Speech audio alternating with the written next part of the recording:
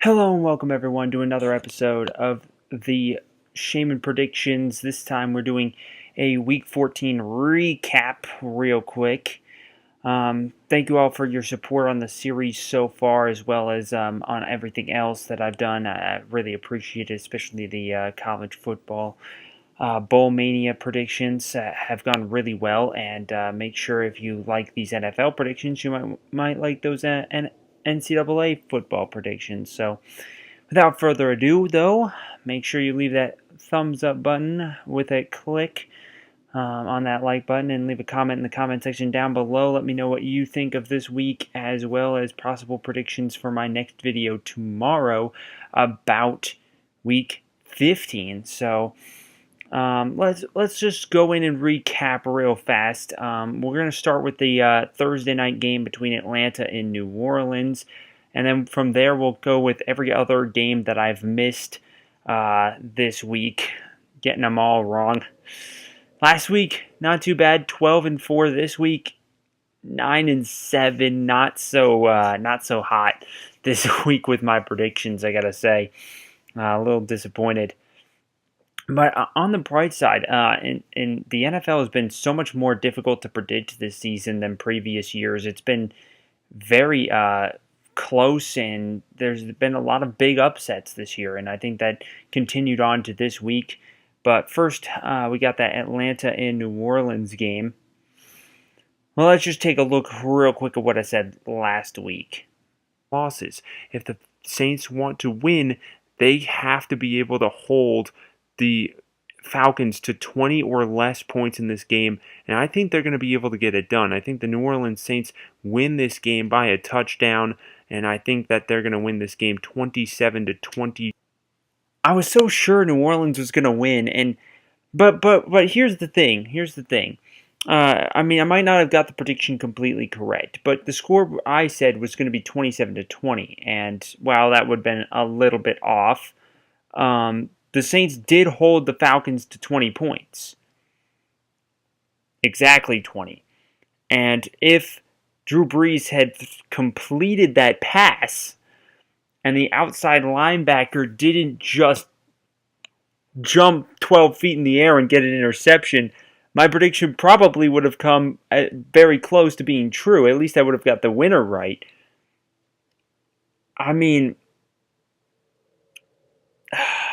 I was so close, and I got one of the keys to the game almost correct. Like, in all of Atlanta's losses, they had 20 or less points. So it would figure if New Orleans allowed 20 or less points, they could win the game. And they could have done it had they not messed up there at the end of the game. Not only Drew Brees' interception, but had Sean Payton not got a penalty, it would have at least given the Saints, 2-3 plays to try and get back into the game and win it. But instead, they give them the first down, and they have no timeouts left at that point. So it's a lose-lose. Moving on, the next game I got incorrectly was the Bears and the Bengals game. Let's just look at what the prediction was last week, because it was pretty bad. Game is that the Bengals have a just slightly better offense. Bears are going to lose this game by 20 points. I mean, I don't know if you could blame me after picking the Bears to win, and then they do absolutely terrible and lose to the 49ers. And then the Bengals actually came to play against Pittsburgh. I mean, how could you blame me for picking the Bears to win or to lose? I mean, how could you blame me to pick the Bears to lose the game? Because I picked the Bears to win last week. And they lost against the 49ers with the quarterback and Jimmy Garoppolo, who was brand new to the system and in his first start in San Francisco. Mitchell Trubisky had 271 yards and a touchdown this week. Howard, their running back, had 147 yards rushing and 2 touchdowns. They had twice as many yards of offense as the Bengals.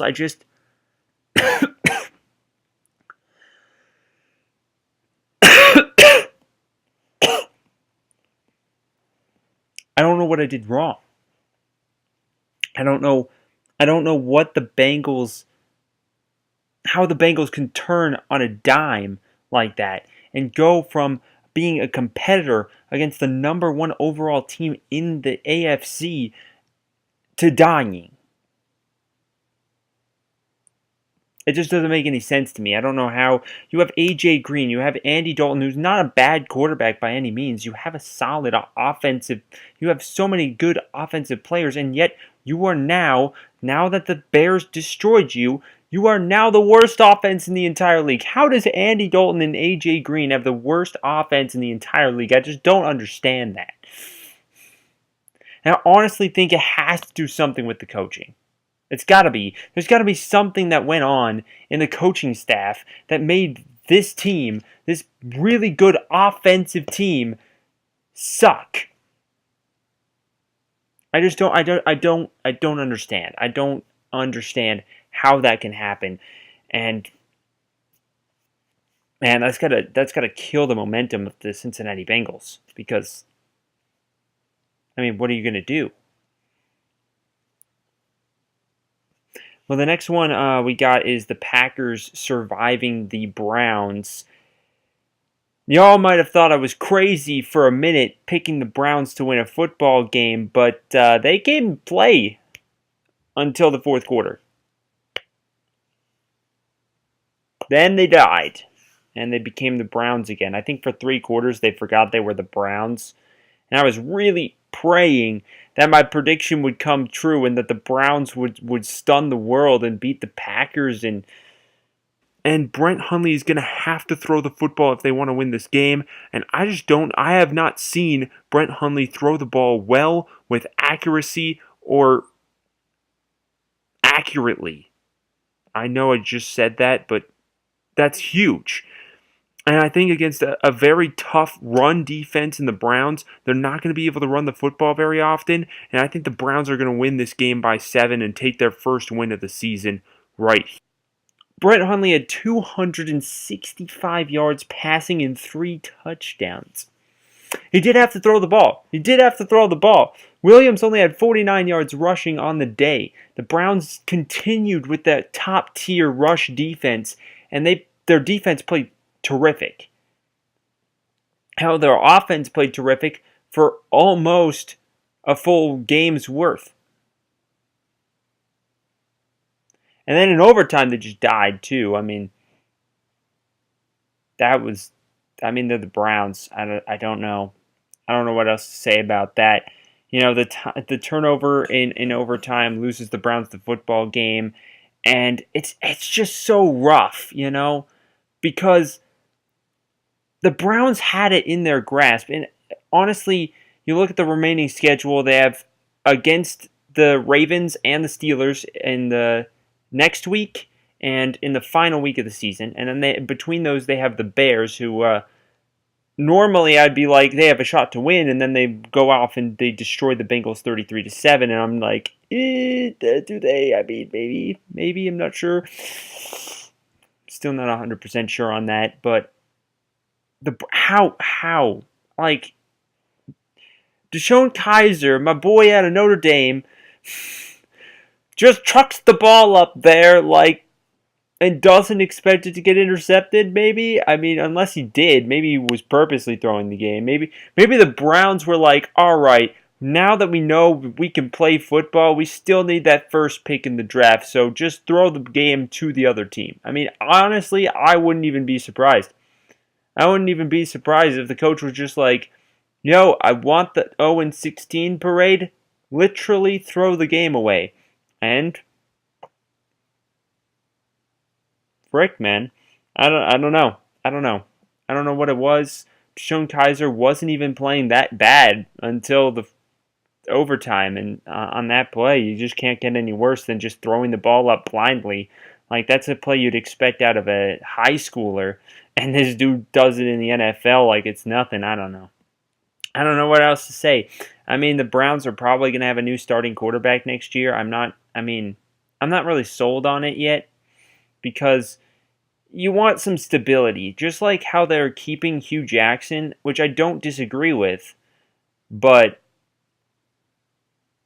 like if you're just going to go and change your quarterback again, you got to technically, if you really want to win, if you honest to God want to win, then you're either going to cycle through quarterbacks until one of them actually fits your style, or you're going to have to change your play style to match your quarterback every single year until you actually work something out.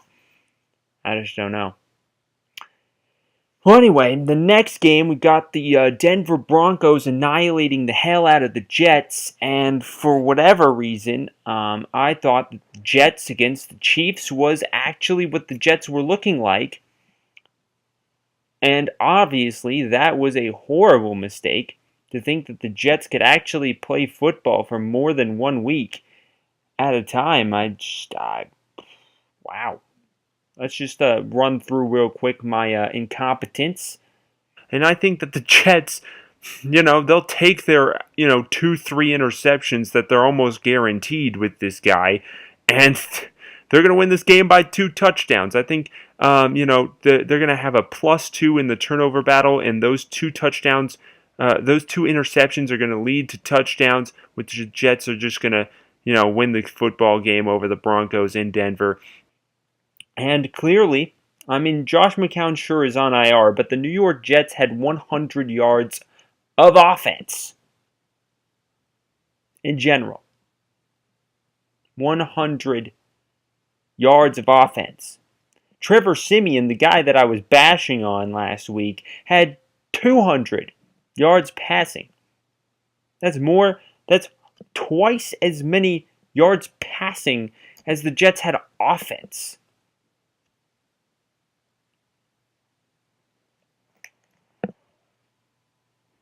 I don't know if there's anything else to say about that, to be honest. I could sit here and I could give you all the excuses on why I picked the Jets, or all the explanation on how the Jets absolutely killed themselves, but I picked the Jets to win a football game. I did last week and it worked. They were playing the Chiefs, who is honestly 3 times better of a team than the Broncos, even though they still kind of suck. And I don't know. I don't know how the Jets can turn around and have 100 yards of offense after that game that they played against the Chiefs last week. I don't know if you could blame me for picking the Jets to beat a team that lost 8 games in a row and was looking like the worst team in the world. Trevor Siemian was almost averaging 2 interceptions a game. It was ridiculous, and I don't know, man. I don't know how the Jets blew this one, but they didn't even score a point. They got blown out. That's just wild. So the next game, we have Field Goal Fest 2017 Part 2. So, we all loved that Titans versus a Browns Field Goal Fest. Well, this one was almost as good. I know the Titans ended up scoring a touchdown. They did in the second quarter. But 4 field goals won the game for the Cardinals, and you gotta say, Phil Dawson, MVP of the game at least, and with 4 field goals made in the game. It was pretty impressive, and Marcus Mariota had 2 interceptions. And I just don't even know what to say about this, because I was going through all of the reasons, why Tennessee could win the game, even though I did say, as you probably heard, that Titans, could win, even though they had their record was worse than their team's overall, or the record was better than their team's overall. Man, I am just out of it right now. But the Cardinals had their almost entire team in injury reserve, and they were looking pretty garbage, and Titans just died. I don't know. I guess lucky for the Cardinals, all of the injuries were on offense and not on special teams, because special teams is OP in this game, apparently. I don't know. It's kind of just crazy. I don't know really what to say about this game. I watched some of it, but it was just kind of crazy. Just sit there and And look at 4 field goals and a win. And no need to play offense at all, really, in that game. Mariota's 2 interceptions basically sealed the fate of the Titans, and it's crazy. It's crazy. Next, we move on to one of the more exciting games of the week, the 43-35 final score of the Eagles-Rams game, and offense wins championships, the football game. And I mean, I'm a big fan. You know, my favorite football game of all time, much to the chagrin of most football fans, is the Fiesta Bowl, where Brandon Whedon's Oklahoma State Cowboys took on Andrew Luck's Stanford Cardinals in one of the most high-scoring games I've ever seen before in my life, where throwing the football was the football game. It was exciting. I mean, it was a very close game as well, but this reminded me of that. Not necessarily in the sense, pardon me while I just move here. I don't even have a chair in my room, so it's just a little rough. But this game was off the charts crazy. Offense going wild. And then, of course, Carson Wentz's season ending, going on IR. And I got to say, I mean, I feel really bad for Eagles fans, but this is what's going to happen. You know what's going to happen? Derek Carr Part 2.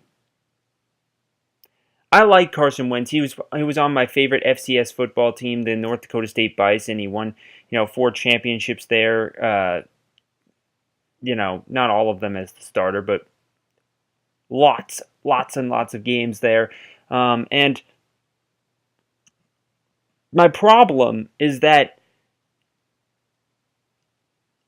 Carson Wentz is just going to end up being like Derek Carr, in the sense that this guy was okay, and then last year, and then this year he's all of a sudden a badass, really. And now they've got film on the guy.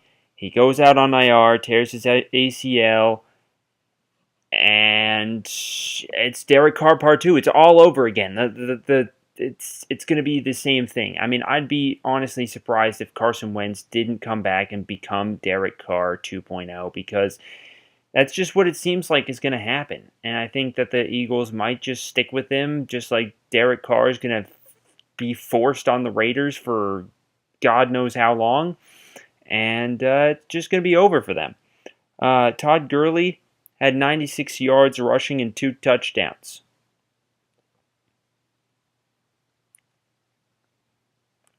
I said, if you guys remember, Todd Gurley's going to need to rush for over 100 yards for the Rams to win this game. And he had just barely under 100 yards.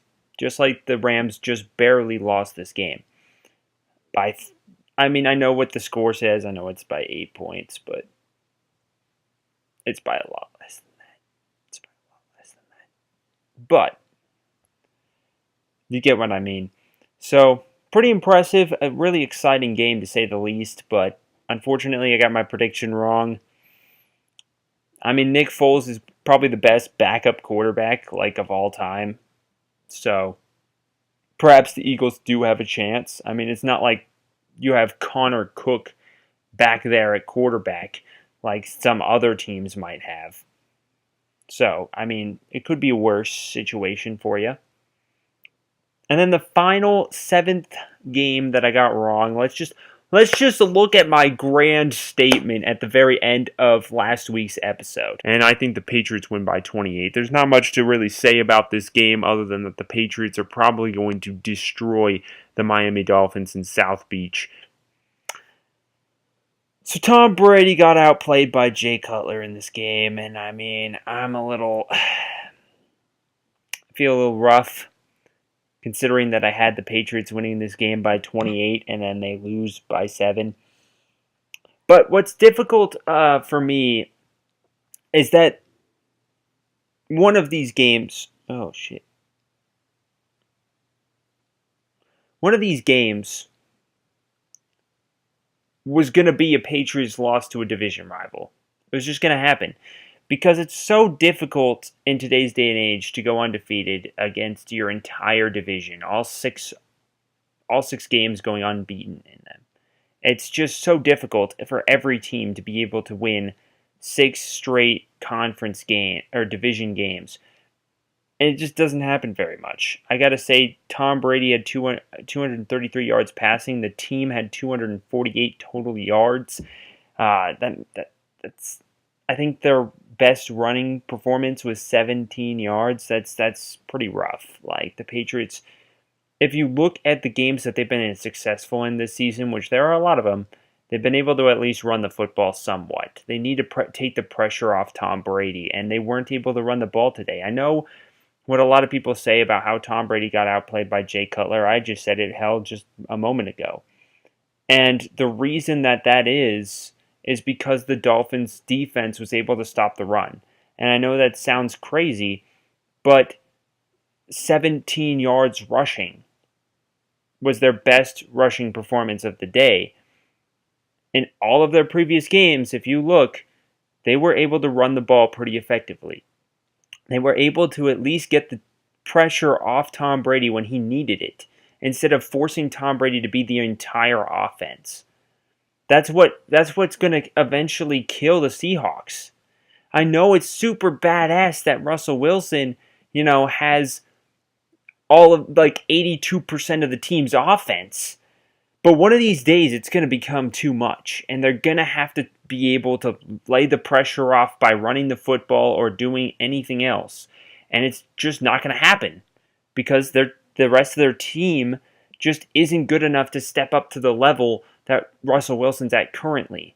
And I know he's a great player and he's definitely an MVP candidate. It's just for the team, for the Seahawks offense to be able to score points, they're going to need to take the pressure off him occasionally, and they're going to need to make sure that this guy doesn't just continually have to make every play in the game time and time again until it's too late and he has this bad game and no one else can play the football at this point because they've been relying on Russell Wilson the whole time.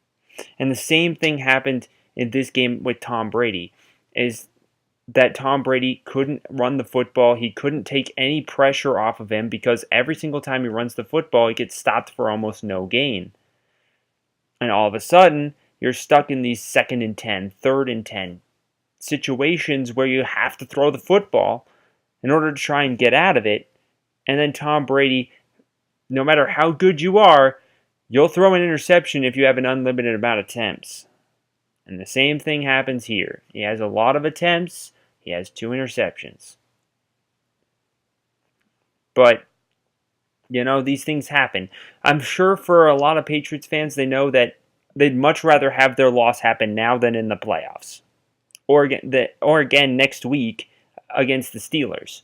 I'm sure they would love to have their loss happen now rather than lose against the Steelers. Because remember the last time the Patriots lost 2 games in a row? Me neither. So now let's double check some of the ones that I got correct. So there's 9 of these games. So we got the Bills taking on the Colts in the Blizzard game, which was probably the best game of the entire week. I know it's not even that big of a game. It's not even up to the caliber of the Eagles-Rams game or anything like that. But the Blizzard game was super amazing. It was absolutely fantastic to watch. I predicted them to win by 10. I think the Bills win this one by 10. And they were pretty close. 6-point game in the Blizzard. Overtime. Pretty exciting stuff. Almost no pass attempts. Very, very few pass attempts in this game for obvious reasons. Then we have the Chiefs beating the Raiders by 11. I think the Chiefs will be able to do that. A high-pressure situation against a team that barely beat a Giants team with Geno Smith at quarterback. I honestly think the Chiefs win this game by 10 points. They take the W. I picked them to win by 10. Looking pretty good. 408 yards of offense for Kansas City, just as I said that was going to happen. And, well, pretty exciting stuff. But I get it right again. Pretty awesome by me. Obviously, I'm amazing. So then we have the Cowboys taking on the New York Giants. Their quarterback carousel going on. They got coaches changes, distractions. They get annihilated by the Cowboys. They lose it by 17. Boom, there's my prediction. And boom, Cowboys win it by 20. Pretty close stuff. Eli Manning had a pretty dismal performance. 228 yards passing, not too bad, but 2 interceptions, while Dak Prescott came to play, 332 yards, 3 touchdowns. Not bad. Looking pretty exciting. I mean, I'm just throwing this out here. Look, I got my notes right here. Like, all of my correct ones were pretty good this week, to be honest with you. Like, we got this Lions game right here. Let's just take a look at last week's prediction. Ultimately, I think this is going to be a quarterback battle, and that's going to be the difference here. And I think that the Lions win it in a very, very close game on the road by 4. Bam! Lions win it by 3. I was again 1 point off, like with quite a few times this week. Matthew Stafford at 381 yards, a touchdown, and 2 interceptions. Jameis Winston had 100 less passing yards. Boom, there's that quarterback difference. 2 touchdowns, but also 2 interceptions. And that is the key. The 100-yard difference is that 3 points that the Lions won by. Bam, my prediction was practically spot on. And then we got this. Wait, hold on. Did I pick the? Oh no, there it is. Okay, so we got the Panthers taking on the Minnesota Vikings, and let's just take a look at last week's prediction. Boom. The Vikings have one of the best rush defenses in the league, on par with the Seahawks and the Browns, and I think it's going to be up to Cam Newton and Jonathan Stewart. They're going to need to run the football for more than 150 total yards. If they can do that, I think the Panthers win this game. So I'm going to say that the Panthers get this done, and they win the game by 3 points on the very last drive. You know, Stewart and Newton are going to run the football quite a bit, and they're going to get the ultimate victory, beating the Minnesota Vikings and sending them packing down to 10-3. Landed it. I picked the Panthers to win by 3, right? They won by 7. Little bit off there, but I said that Stewart and Newton were going to have to combine for 150 or more yards. The Panthers had 216 yards rushing, 173 by those 2 players specifically. Stewart had 103 yards. Newton had 70. Boom, 173 yards, pardon me. And bam, just like that, the Panthers win the game off of the touchdown, and the Minnesota Vikings move down to 10-3. Boom, just like that. And then we got the 49ers in Houston. This is my favorite one of the entire week because I think that Garoppolo and the 49ers offense are going to come out firing, and I think ultimately they're going to end up winning this game by 10 points on the road in Houston. And Garoppolo is going to play some really good football. Bam, there's my prediction. Bam, win by 10. They did. Perfect prediction right there. Jimmy Garoppolo had 334 yards, a touchdown and an interception, 175 yards and 2 touchdowns for Tom Savage, getting outplayed big time, and Jimmy Garoppolo and the 49ers dominated the game. They win it by 10. Boom, look at that. Speaking of that, Chargers beat down on the hopeless Redskins. My prediction, so then it's going to come down to the running game, because if you just look at both of these, they're almost identical stat lines, which means they can both pass the football almost the same amount. But the running game, Chargers have a lot higher than the Washington Redskins. I think the Chargers win this game by the same amount they won by last week. They win it by 9. And the result, a 17-point victory, a little bit more than my 9 points. But here's that prediction. The running game was going to be important, right? Perine had 45 yards rushing versus 78 yards and a touchdown. But on top of that, Phillip Rivers outplayed Kirk Cousins by a landslide, over twice as many yards throwing the football. than Kirk Cousins did. Then we move on to the Jaguars-Seattle game. This one I was a bit iffy on, but the number one defense prevails. That I grant you, Russell Wilson had more than 200 yards passing, but those 3 interceptions came in big time for the Jaguars, big time passing defense. Leonard Fournette had 101 yards and a touchdown. Just the cherry on the cake right there. And, man, Jaguars, I picked them to win by 7. They win by 6. Boom. Look at that. And then we've got our final one of the week, the Pittsburgh Steelers taking on the Baltimore Ravens. Here's my pick. Not only that, but the Ravens at home are 4-2, right? Pretty solid. 3-3 on the road, and that's where most of their losses come from. And I think that's going to be another key. The Ravens just don't play well on the road, and I think that they're going to lose this game against Pittsburgh the Ravens always keep it close, but I think the Steelers win this one by 3. Boom, I picked them to win by 3. They won by 1 in a very, very exciting game. Big Ben had 506 yards throwing against the number 7 ranked defense in the league, and my pick comes true. Bam. I grant you, it wasn't as I didn't get as many right as I did last week, but the ones that I did get right were pretty on point, to be honest with you. It was pretty exciting. So if you like this video, click that thumbs up button and leave a comment in the comment section down below with how you think I did and what you want to see in future content. Make sure you go and check out some of my other videos, maybe even last week's prediction selections, maybe even the Bowl Mania thing.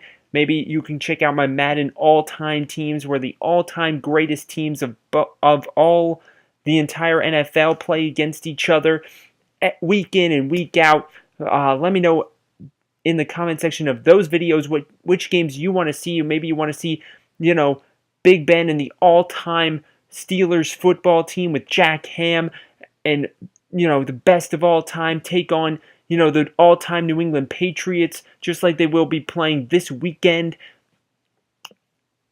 If you want to see that game in the Madden all-time franchise mode, you can definitely let me know, as well as any other games that you want to see.